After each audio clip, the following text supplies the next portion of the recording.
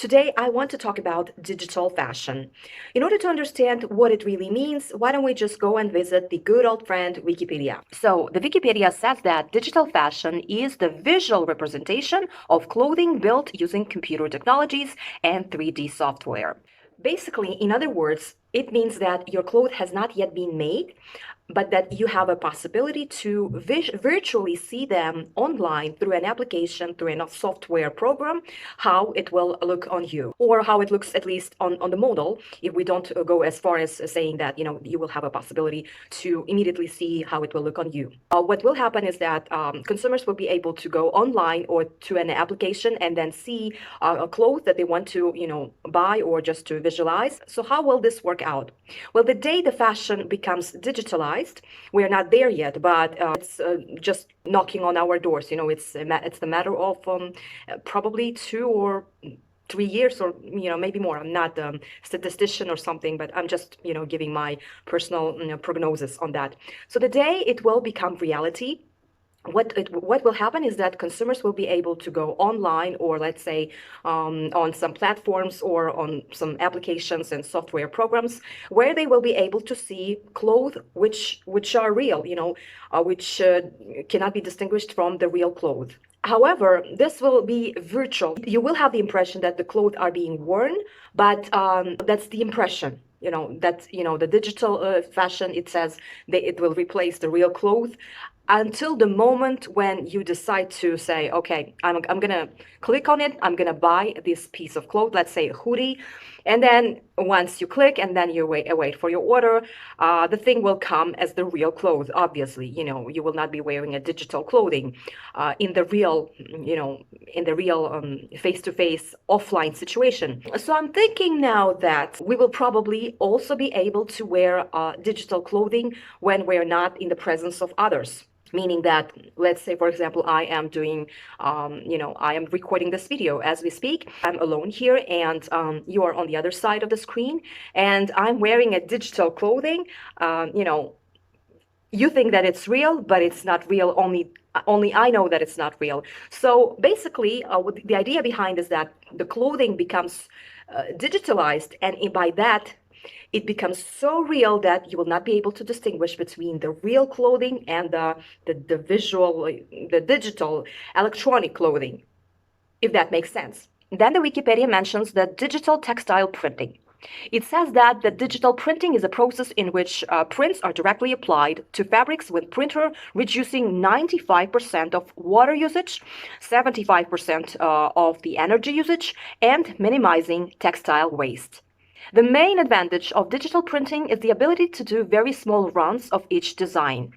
The good thing, the advantages of the digital fashion, as you have understood, is its ability to be eco-friendly, to reduce environmental damage, to reduce textile waste, and to economize water usage.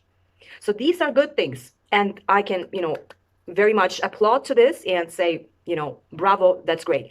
However, we have 40 million garment workers, and that's according to official data.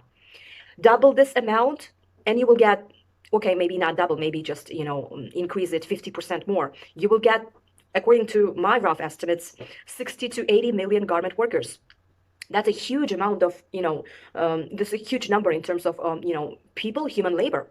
We know that today the fashion industry, predominantly the fast fashion industry, is employing, according to, as I said, official data, 40 million workers. But according to, non-official data, which also needs to be taken into consideration, there could be more, as I said, 60 to 80 million people, because in the official data, they do not include informal workers, illegal workers, and also child workers. So what I'm trying to say here is that, yes, the digital fashion is a good idea because, if we look at it, it will have less impact on the environmental damage, on the environment.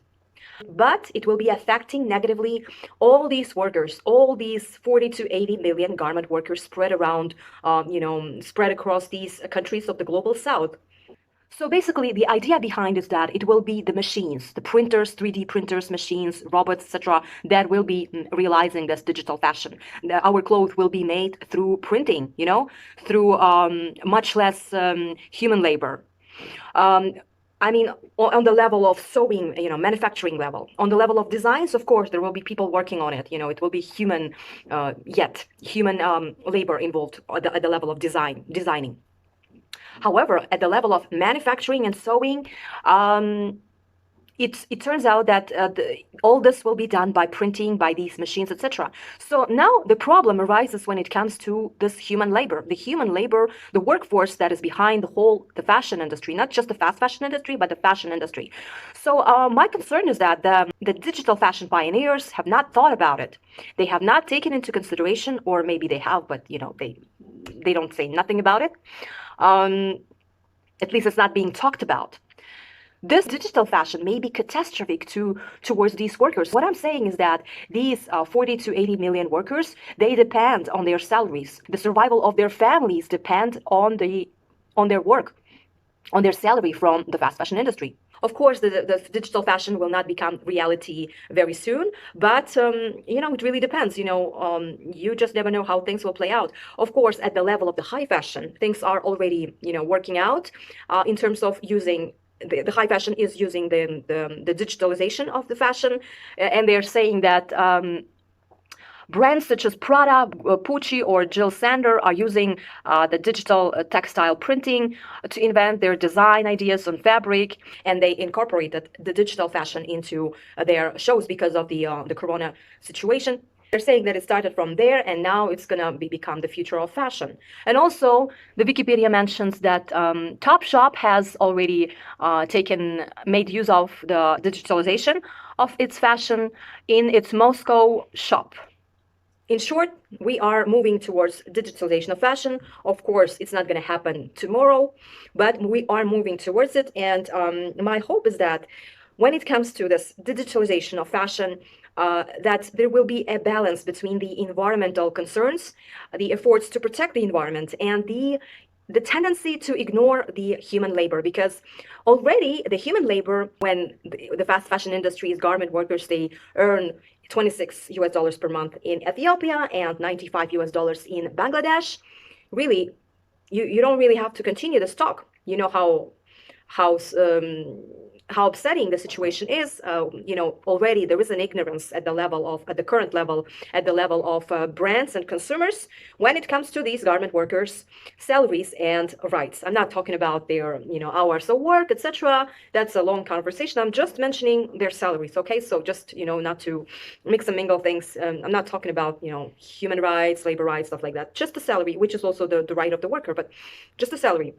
Already there is this huge, discrepancy between what they need to be getting, this much, and what they are getting. So they're getting 3 times less than what is expected. I'm talking about the minimum wage, which is in Bangladesh, $95 per month.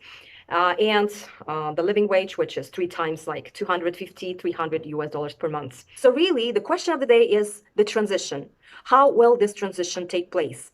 Of course, we need to take into consideration how these countries will need to wrap up these businesses, how they will be able to, mobilize what they already have and turn it into something else in order to help their populations. Because the danger is that if everything will be made through machines and printing, etc., then what will be the fate of these millions of workers? And I hope that when the fast fashion industry will turn to the digitalization of fast fashion industry, I hope that when that day comes, they will have already thought of how to, help these workers, whether maybe, they will invest in these countries where they are outsourcing from already, that they will, teach them new technologies, or maybe, if not these brands, then maybe foreign direct investors will come to these countries in order to invest in, in programs in which people will be able to learn new technologies and become